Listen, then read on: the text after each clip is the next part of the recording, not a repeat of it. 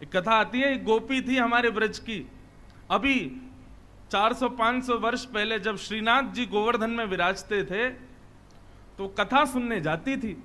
और कथा सुनकर के, कथा में एक दिन व्यास जी बता रहे थे, बोले गोपियां जबरदस्ती मीठा मीठा सुंदर सुंदर माखन जबरदस्ती रखती हैं ताकि कन्हैया आवे चुराने के लिए। बोले जैसे ही दिखता है कि कन्हैया जा रहे हैं मार्ग से तो गोपियां जबरदस्ती माखन ऐसी जगह रखती हैं ताकि कन्हैया की दृष्टि पड़े और वो चोरी करने आवे। ठाकुर जी मन बना के चोरी करने किसी के घर में जा रहे हैं, ये बात तो एक है ही, लेकिन गोपियां भी कम थोड़ी हैं। जबरदस्ती ऐसी जगह रखती हैं कि कन्हैया को दिखे, कन्हैया को सुगंधी आवे। एक गोपी, उसके बारे में प्रसंग आता है, वो तो उसका देवर था छोटा सा, वो ठाकुर जी की मंडली में रहता था। बहुत ध्यान से सुनो, ठाकुर जी की मंडली में रहता था तो जबरदस्ती अपने देवर को दिखाते हुए मक्खन निकालती थी ताकि ये जाके कन्हैया को बतावे कि आज दोहरी गैया का मक्खन निकला है तो कन्हैया चोरी करने आ जाएगा। अब वो गोपी ये कथा में सुनती थी ये सब भाव, तो उसको उसके मन में आता, मैं कब ऐसी चोरी करवाऊं ठाकुर जी से। तो वो क्या करती थी, रोज दूध निकाल करके उसकी छाछ उसका दही जमा के उसको बिलो के मक्खन लेकर के मटका में मक्खन भर के श्रीनाथ जी का दर्शन करने जाती। सब लोग तो दर्शन करते, लेकिन वो अपने मटके के ऊपर के भाग को खोल के श्रीनाथ जी को दिखाती, बोले लाला बड़ो मीठो मक्खन निकारो मैंने, तू आजा चोरी करवे। मैं कोई सो ना कहूंगी और मैं ऐसे ऐसे अपने छीके पे टांग दूंगी, तू आ जाइयो चोरी कर जाइयो। रोज जाती और रोज मक्खन दिखाती। अच्छा, और फिर ठाकुर जी से एक दिन क्या बोली, लाला मोए लगे अब तुम्हें बल बचो ना है, पहले द्वापर में तुम्हें खूब बलो, गोपीन के यहां जा जा के चोरी करतो, अब ना आ सके। यदि लाला तेरे अंदर हिम्मत है तो मेरे घर पर चोरी करके दिखा तो मैं मानूं। ठाकुर जी को चैलेंज दे रही है। और ये कोई द्वापर की बात नहीं, अभी इसी कलिकाल की बात है। ठाकुर जी को बोलती है, यदि तो में ताकत है लाला तो मेरे घर चोरी करके दिखा। श्रीनाथ जी विराज रहे थे। ठाकुर जी तो पूरे दिन बेचैन, आज ठाकुर जी का मन नहीं लगे मंदिर में। अच्छा, ठाकुर जी का मन नहीं लग रहा ये कैसे पता चले? अब वंशी धराओगे गिर जाएगी, भोग धराओगे पलट जाएगा, झारी जी लुढ़क जाएंगी, मुकुट गिरेगा, श्रृंगार उतर उतर के भागेगा, ये समझो ठाकुर जी का मन नहीं लग रहा है।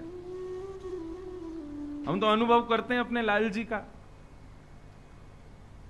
श्रृंगार में कई बार ऐसा होता है, कितना भी श्रृंगार कर लो बढ़िया से, ठाकुर जी श्रृंगार करवाते ही नहीं।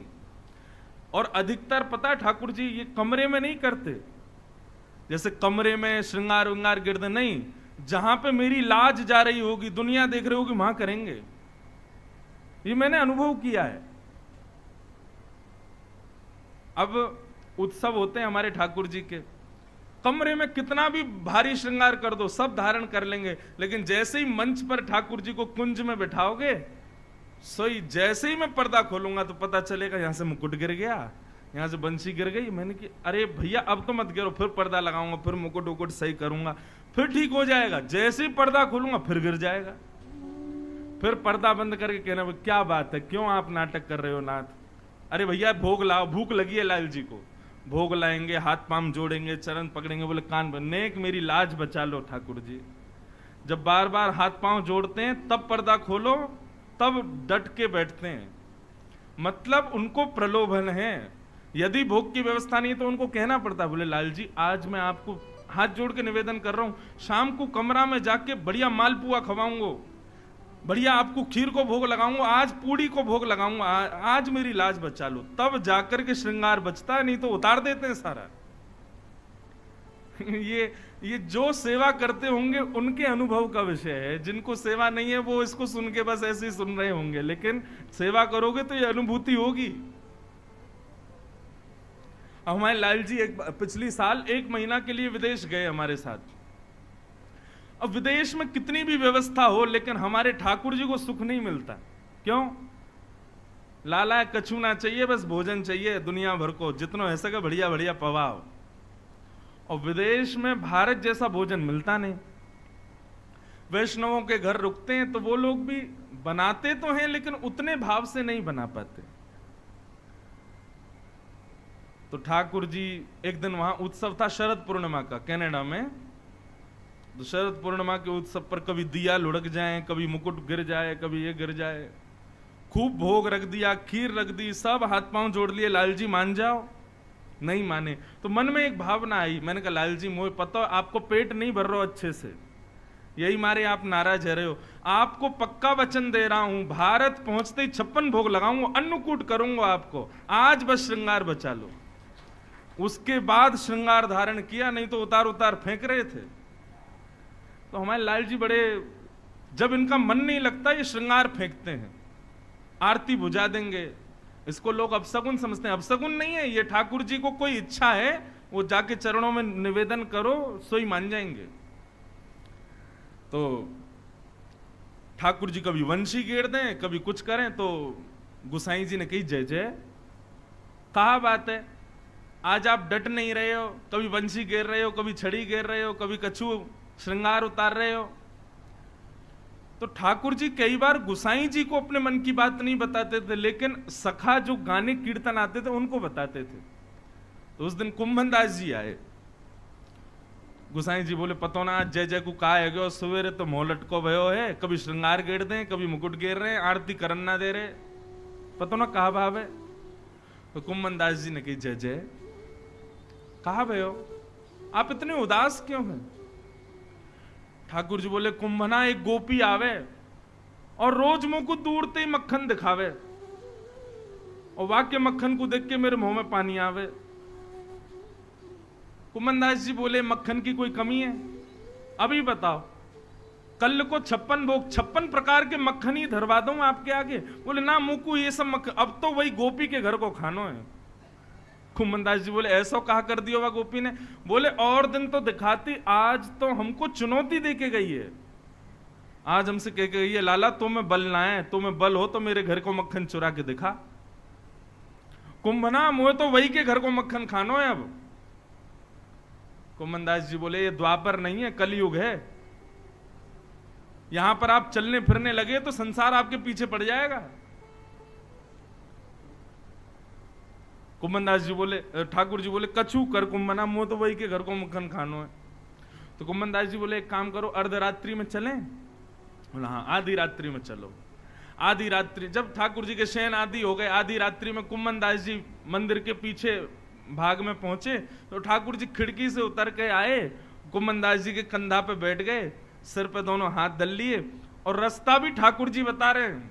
हाँ कुंभना आगे ते उल्टे माऊ मुड़ जा, और यहाँ ते सीधे माऊ मुड़ जा, अरे देख सीधे चलो चल, 4 घर छोड़ के। कुंभनदास जी बोले आप कब घूम गए। बोले मैं ना घूम के गए, वो गोपी रोज मुंह को घर को पता और बता के जाती, मेरा घर मां है, आ जाइयो। कुंभनदास जी बोले भैया मैं बड़ो बूढ़ो आदमी, मुंह पे चोरी फोरी होवे ना है। ठाकुर जी बोले अरे चोरन के सरदार के संग जा रहा हो, फिर वो डर रहा है, बस फुर्ती रखियो फुर्ती। और कुंभनदास जी के संग ऊपर छीके पे, ऊपर छत पे होकर के ठाकुर जी आंगन में पहुंच गए। आंगन में जाकर के देखो तो दिख गई एक हंडी लटकी भैया। देख कुंभना वो रो मक्खन, अब जल्दी कर, मुंह पे रहो ना जा रहा हो, तू खड़ो है जा, तेरे ऊपर मैं खड़ो है जाऊंगा।